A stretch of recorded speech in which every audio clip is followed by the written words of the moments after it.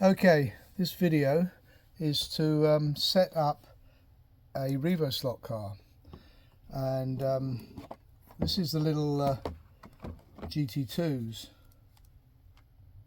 Group 2s, apology, and they can be a little bit fiddly. Unlike the GT2, they have a slightly different chassis design, and it is proving to be problematic with people setting them up. It's different. Okay, so first off, RevoSlot, little Group 2, small little car, 4 screws, same as the others, but these 2 back screws actually hold the chassis plate to stop it moving side to side or up and down. So it's kind of critical that you set that up, but we'll get to that later. First of all, we're going to disassemble. This car came back to me because a customer is having a problem, and I look on problems as opportunities to try and resolve their problems. These are not hard to work on, but they do require a little bit different technique than some other cars.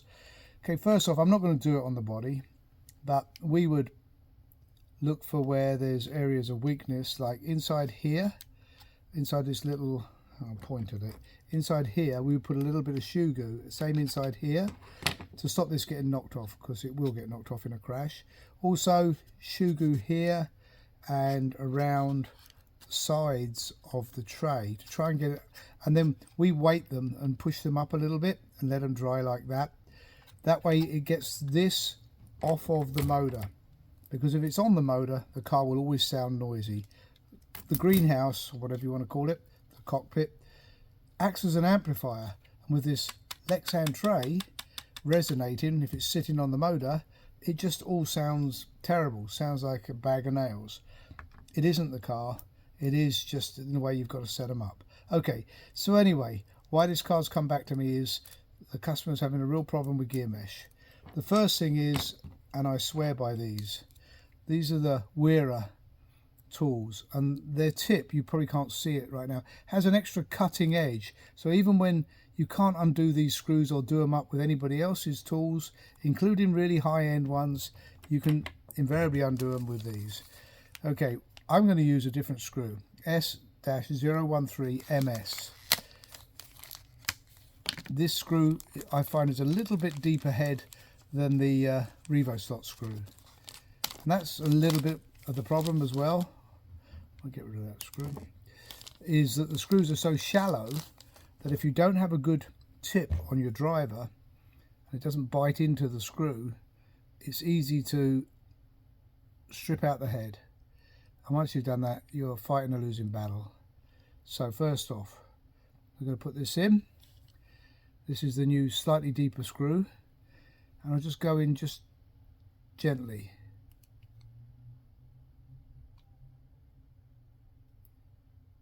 And actually, that screw is just as bad. Let's find another one.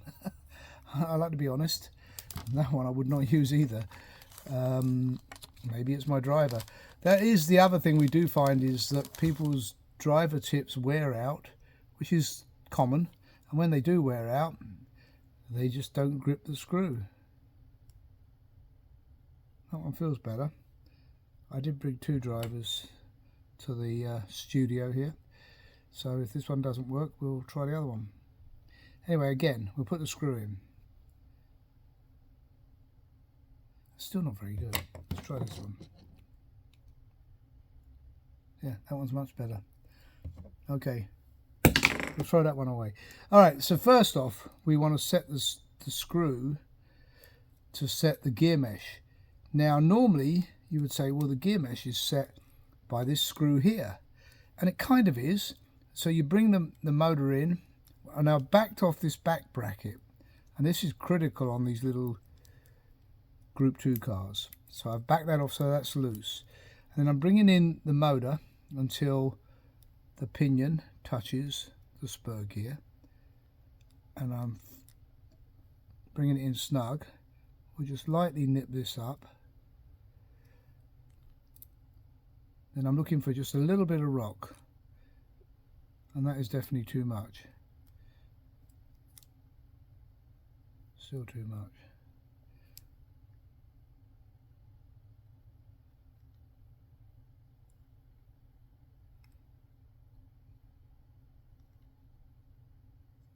Okay, I think I need to get a magnifying glass out here. I think it's unusual, but I think this gear may be too damaged. One other thing that also check this screw.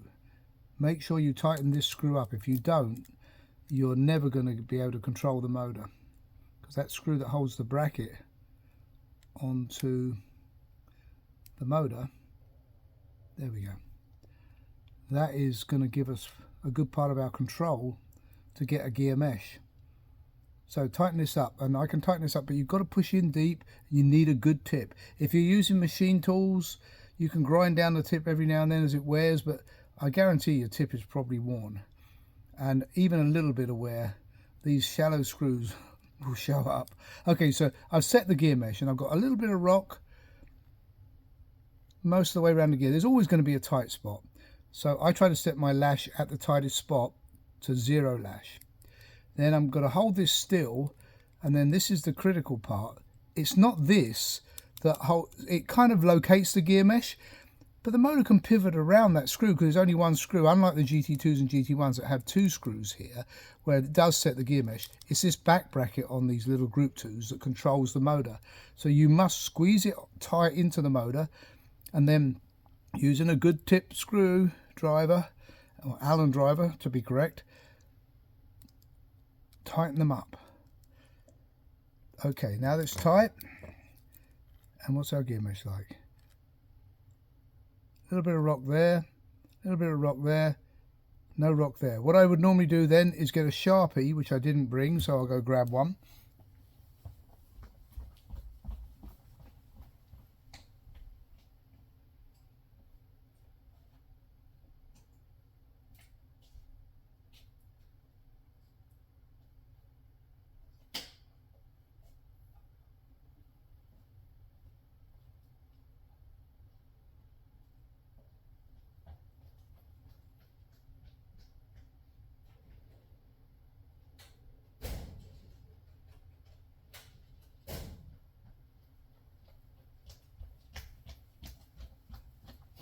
Okay, that was a commercial break.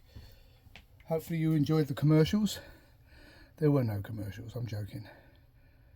So I'm looking for my gear mesh. I'm looking for lash. Lash is not your friend. We want 0 lash at the tightest spot, and that was the tightest spot. So I'm going to mark that gear with a Sharpie. Hopefully you can see that. That is going to tell me where my gear mesh was. And then I'm then going to run this motor on a power supply here.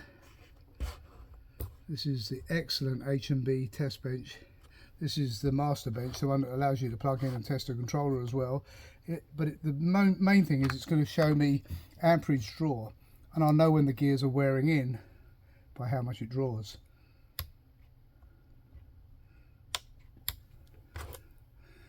One thing that's very important, and this car has been run by a customer, but that braid was not set. So this car's not going to run well. So first of all, we're going to set the braid. You want to push it backwards to get rid of its springiness, makes it slightly fatter and softer. And then the tails of the braid should always be down a little bit lower than the head of the braid. Otherwise you have what you had there, no power. And we still have no power. Okay. What is our problem here? Let's have a look. Okay, that wire appears to be connected. That wire appears to be connected.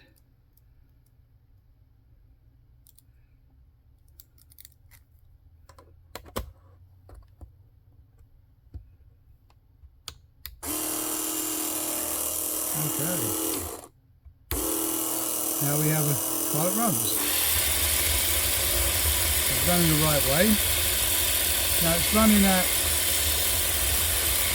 12 volts and it's drawing 270 milliamps, turning 4,900 RPM. I'm going to turn down the voltage to let it break in. It'll be a bit quieter as well. We'll get it down to where the display works above 8 volts on these units. So if I go back to 8 volts, the display will come alight.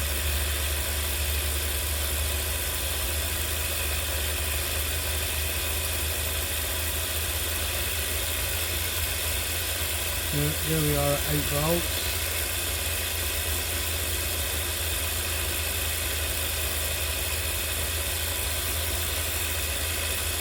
Okay, 8 volts, this car is, or this chassis is turning 2,300 RPM. That equates to 9.6 miles per hour, and it's drawing 0.215 of an amp, or 215 milliamps. It's now going up to 230. It'll gradually go up, and then as the motor breaks in, it will gradually go back down again. But right now, it's what it's drawing. Okay, first off, I'm going to lubricate the ball bearings. Doesn't look like the customer ever lubricated these. They're dry. We'll lubricate the front ones as well.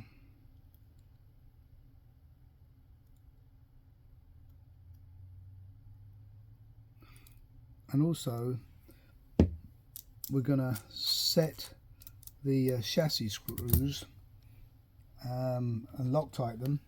What I always do with Loctite, shouldn't put the car there, is I'll get some Loctite and I'll put it on a piece of Lexan and then cap off the Loctite. You don't need a lot of Loctite. You do need a good Phillips screwdriver, a good tip, because you want to make sure that you're not rounding out these screws. And I'm going to take each one individually, carefully take it out, just a little bit of blue Loctite on the threads, and then we'll spin it back in.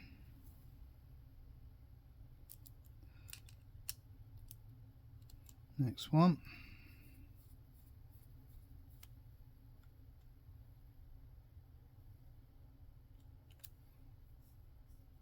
And it's critical you do this on RevoSlot cars if you want them to stay together.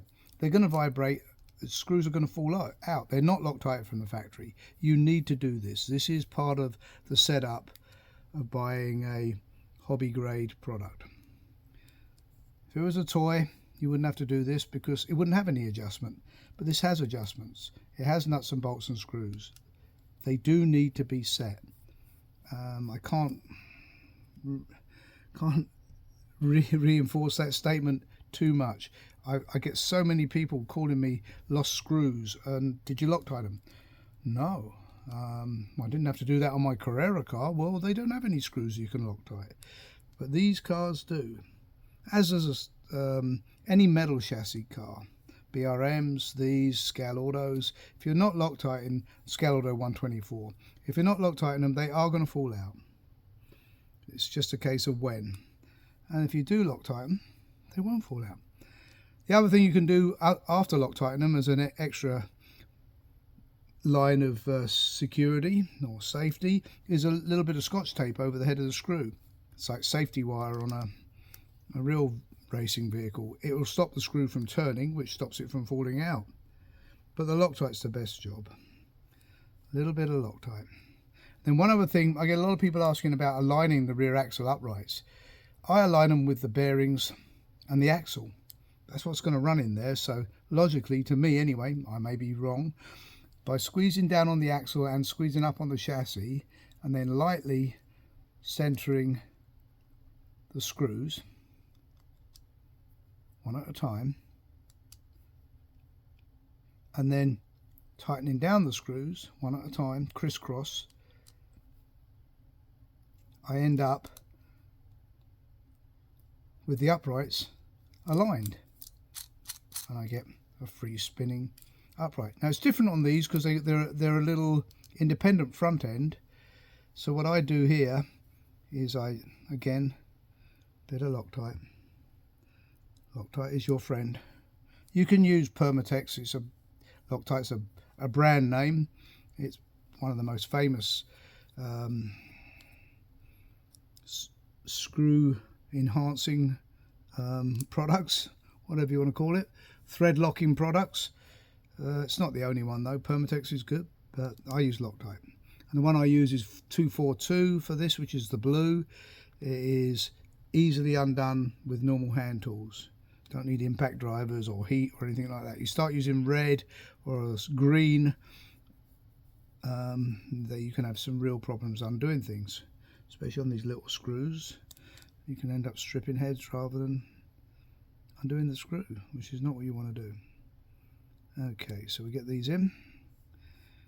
Now to align the front, and I'm not really in a good place where I can show this, I suppose it would work here.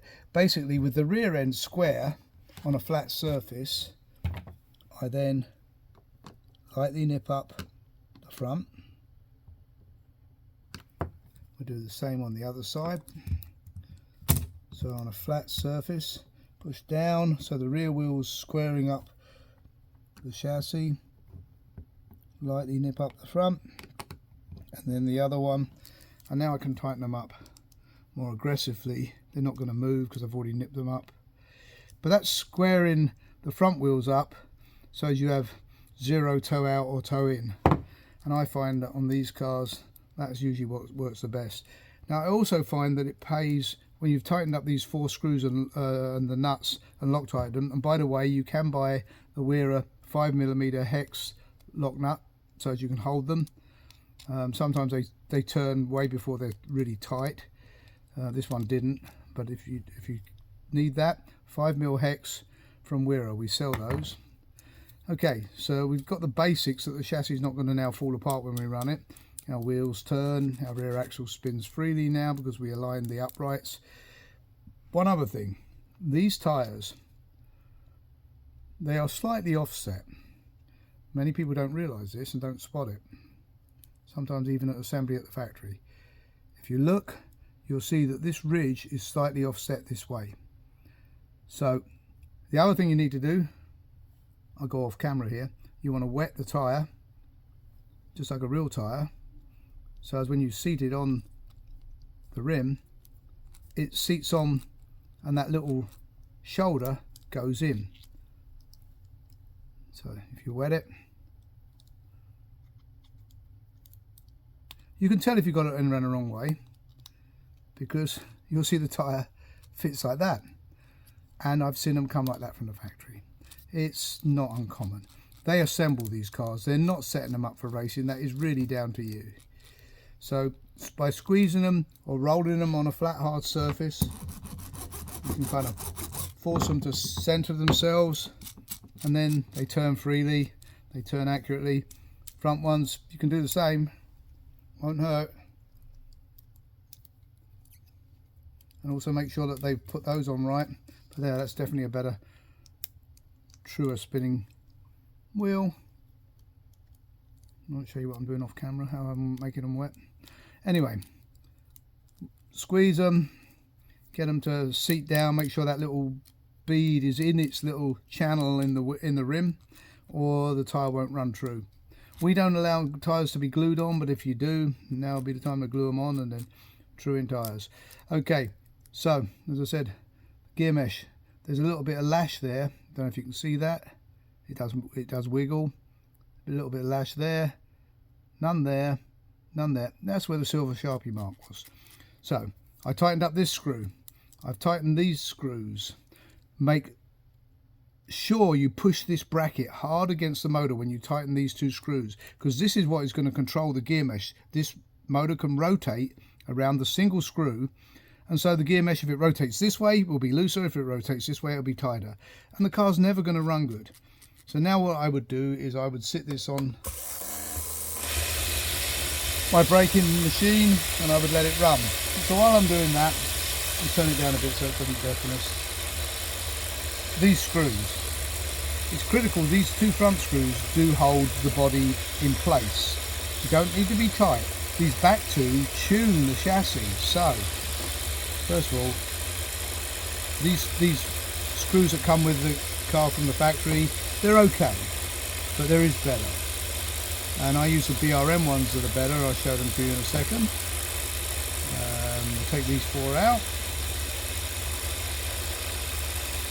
and you'll notice there's different colour boots. You can tune the height of the body off the chassis by the different colour boots. There's 4 different colours. There's red, white, blue and black, I believe. Should have checked that before I made that statement. Okay, so BRM S-132B1. This is a screw, a metric screw, brass. These tend to stay in the hole of the on the body better. They don't vibrate out. But you can always use Elmer's glue, wood glue, a little bit of wood glue, just to hold them in there, make them a little bit sticky in their threads. You don't want to use Loctite here because you can easily break the chassis posts if you get them Loctited in too firm. And I don't want to see that because there's really nothing easy I can do to repair that. These are 1.5 Allens. Drive them in. And on most of the RevoSlot cars, Group 2s, GT2s and GT1s, there's a few exceptions, but on most of them you can put these screws in and you can flare the body to take the body away from the chassis. You don't need to take the screws all the way out. You do on the Porsches, the GT2s, which is frustrating, but that's just the nature of the beast, the way they made the car. Right now I'm leaving them very loose. I know we're breaking in the gear mesh, and I haven't broken it in yet, but let's see what it's doing. So went to 8 volts. There we go. The screen's lighting up.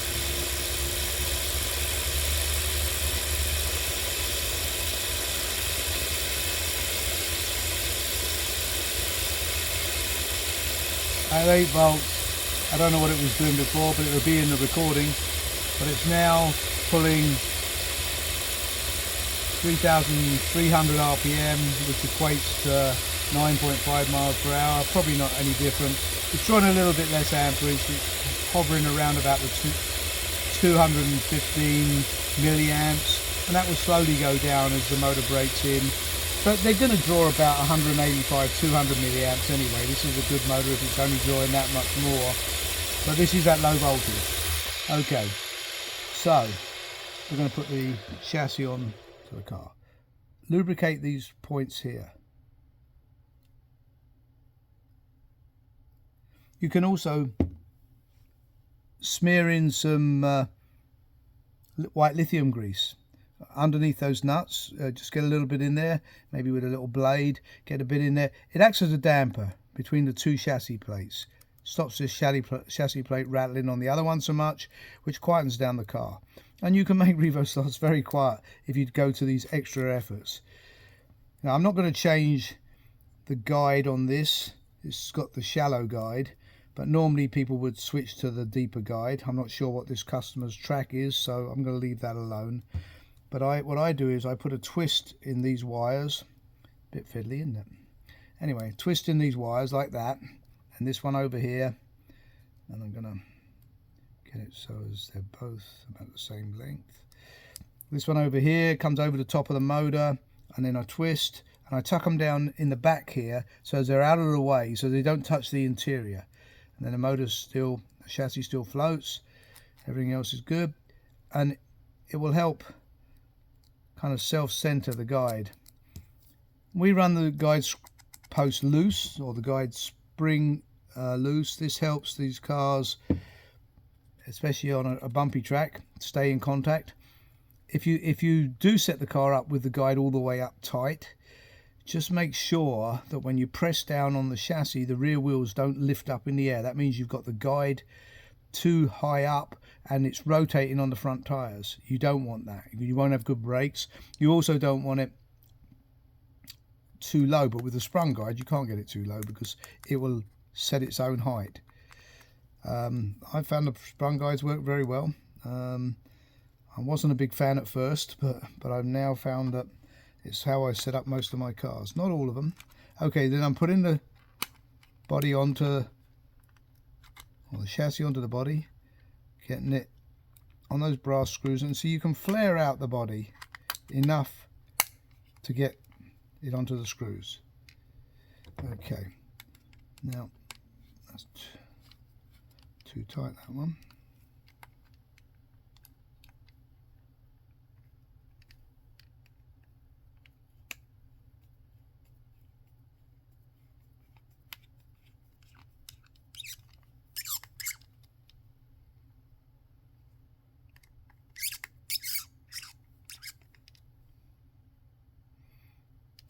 They seem to have changed their screws. These don't seem to be doing exactly what I wanted them to do. BRM do make some, RevoSlot makes some, well BRM makes the parts for RevoSlot, but there is a screw with a shorter or smaller head. Oh, there we go. That is working now. Okay, didn't like to sit in on this little group 2 into its channel. It was kind of hanging up.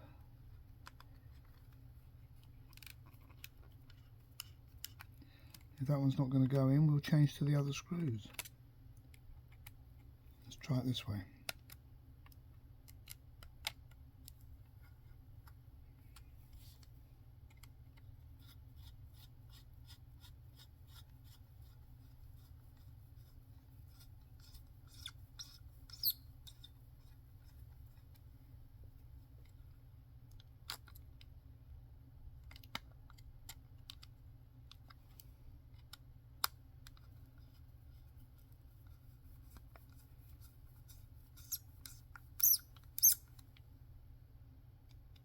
Yeah, I'm not enamored with the fit of these screws. The heads are a bit too big. So I'm going to go get some other screws. You can talk amongst yourself. It's a commercial break. And we're going to get some other screws that I think might work better.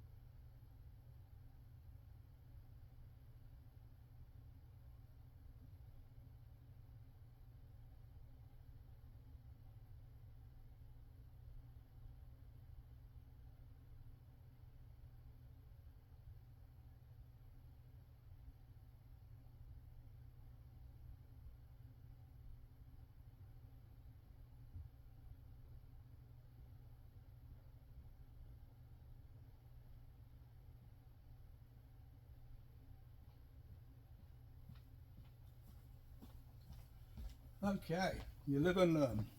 You should at least. 134B1, I use 132B1, and it has a little bit smaller head than the 134, and I think it's going to be a much better fit for this purpose. Again, if you buy the BRM ones, there's 6 of them come in a pack. If you buy the RevoSlot ones, only 4 come in a pack. Yeah, the heads on these are bigger. I got the wrong one. That is my problem, my fault. So we'll take those out. They would work, but you really ideally want these. Why these are good is because they've got a plain threaded part, so the chassis won't stick on the screw, which will allow it to slide, which you want it to do. You want the movement between the body and the chassis, just like you do on plastic cars. It's a big part of making this thing handle, and definitely, yeah, that screw head is too big for this chassis, so make note of that. You do not want to use the 132B1s, you want to use the 134B1s. They're a smaller head, but you get 6 instead of 4 with RevoSlot, if you need 6. The price is about the same, I think $1 different. Anyway, here we go. Obviously I'm fortunate, I've got all the screws and pieces here. We are the official importer for BRM and the official importer for RevoSlot, so if we don't have them, shame on us. There are some things that we sell out of, and if you don't find them on our website, that's what's happened. It doesn't mean we won't be getting them again, it just means they're out for the time being. We sell a lot of BRM and RevoSlot spares, so if we're out, you can always give us a call or email us at scalracing1@gmail.com and let us know you're trying to order something and you can't find it. We'll order it as quickly as we can. We bring in shipments about once every 3 weeks from BRM, about the same, maybe a little bit more from RevoSlot. So what I'm looking for here is that this chassis plate is moving, and on this side it isn't. and I want it about even. I mean, it's not an exact science, but you want that movement. This is a rattle pate chassis. And then on the front, I don't like them tightened down. I want it so there's movement, that it doesn't trap the body.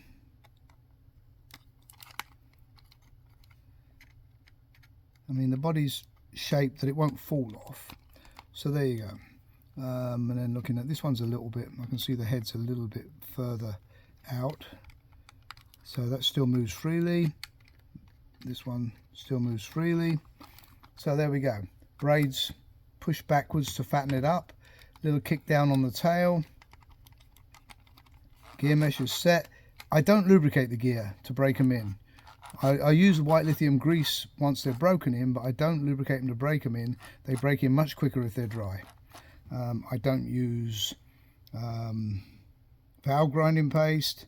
I don't use any, I mean, toothpaste is a milder version, but I just let the gears break in themselves dry. Okay, we'll put this back on here. Let's see what she sounds like.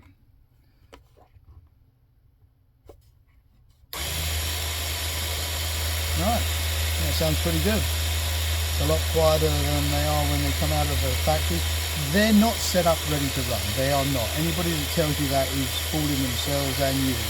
These require setup. They require the nuts and bolts, etc. to be Loctite. They require braid to be set. They require gear mesh to be set, motor bracket to be tightened, things to be aligned. If you don't do that, you'll never get the performance out of a RevoSlot that is there. And just, you know, changing these little screws to allow for the body to move around a bit more.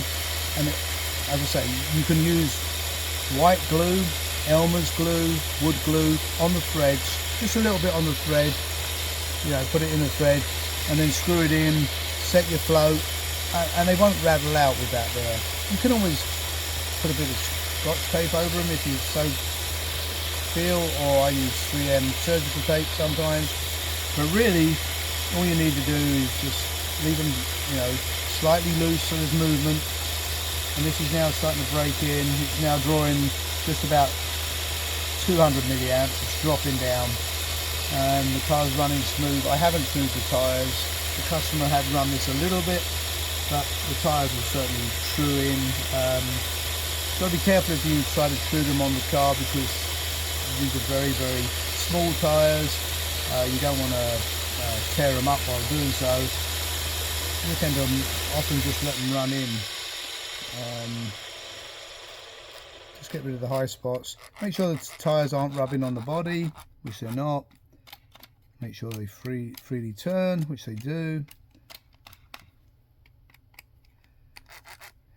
And I say, you can use a different boots on the body posts to move the chassis down a little bit to get it away from the body. You can also put 3mm thin axle spacers, like 0.25 and 0.5 of a millimeter, between the boot and the body post. Not so easy on these because these are very small posts, so maybe that's not a good idea. But definitely on the bigger cars, the GT1s and GT2s, you can definitely put a 3mm axle spacer up inside the boot. On these, you're probably better to use the 4 different size boots. And remember, the body doesn't have to be tight. And then, you know, to service, you can just quickly pop it off, do your service work, and then put it back on. So that's a basic setup of a RevoSlot Group 2. Critical, just to go back, make sure this screw is tight first. Make sure that screw is tight. It's not from the factory. Often loose, very loose. You'll find sometimes that will slow the motor down a little bit. Let it break in for a bit, it frees straight back up. My theory is that because it only uses one screw, maybe it puts a slight distortion on the can, but you want it tight, otherwise you're never going to get good mesh. And they break in. This brings your gear into mesh, but it does not control the gear mesh. It brings it into mesh, but then because it's only one screw and it's here, so it's here, the motor can pivot around that screw. And if it pivots this way, the mesh will get tighter. If it pivots this way, it will get much looser. This is the critical part. This must be hard up against the motor. So slacken off both the screws, squeeze it hard up against the motor with a good quality wrench. The Wearer is the one I recommend because it has the biting teeth. Make sure these are tight. If you've already stripped them out, as I said earlier on, and I've got the right part there, S-013MS is a slightly deeper screw, the motor screws for BRM, slightly deeper screw head. Sometimes there's a lot of paint in these heads. If you scrape it out with a little pick or something, you've got to make sure you've got full penetration as far as it will go. It doesn't go very far, and then pushing hard and turning. If you're gentle with it, you'll just strip the head out. All right, so a little bit of lubrication here, here, and here. You can smear white lithium grease in behind the plates to stop them rattling. I don't do anything else. We don't tape them, we don't do any of that, but we do find a little bit of lubricant here, here, and here, and then on the brass as well. Will not hurt. Stops them making a lot of noise. They're what they call a rattler chassis, so they will rattle. They sound worse with the body on, as I discussed. That is because the body tray acts as an amplifier, so it resonates, and you get all the noise coming out like this. Ends up being a little speaker. So just bear that in mind. If you can get the tray up a little bit higher, they hot knife the trays in. I take them out and glue my driver in with shoe goo, stop him falling out, and then I shoe goo this interior as high up in the body as I can get it. I usually push it up in there, glue it, and then I put a weight on it and leave it overnight for the shoe goo to dry. Shoe goo takes a while to dry. It's not going to hold it until it does. You now can see that body goes on easily. The wheels turn, and the next thing is to let it break in. We're not going to video it breaking in. That's a bit too boring. So that's the basic setup of a Group 2 BRM. The only difference between the Group 2 and the GT2s and GT1s is on the GT2 and GT1 you would have 2 screws here. So that controls the motor. This only sets where the mesh is, but it doesn't control it. These two control it on this, the back bracket. That is critical to understand. All right, thank you. We'll turn that off for a second. Thank you very much. This is Alan Smith from 132 Slot Car, RevoSlot-USA.com. We are the official importer of RevoSlot.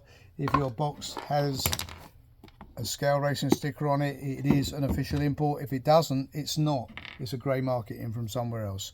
And whilst I'll support those as best I can, why I can support product is because obviously we make a profit from selling them. That's a business, right? This isn't my hobby, although I'm passionate about it. This is my business. So if you support us, we can better support you and grow the American market. Anyway, that's it. Thank you very much. Have a good night. Have a great new year.